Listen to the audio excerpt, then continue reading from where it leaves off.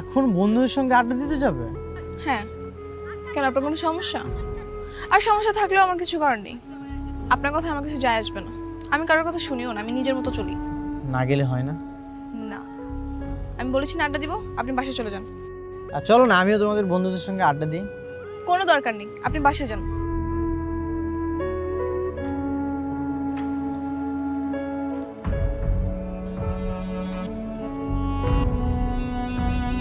কিরে, কি অবস্থা তোদের?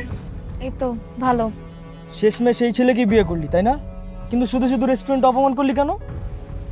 আর বলিস না, সেদিন অপমান করেছিলাম বলে আমার বাবাকে উল্টাপাল্টা বুঝিয়ে আমাকে জোর করে বিয়ে করছে। এখন থেকে এমন আচরণ করব না, ও নিজে আমাকে ডিভোর্স দিতে বাধ্য হবে, দেখিস।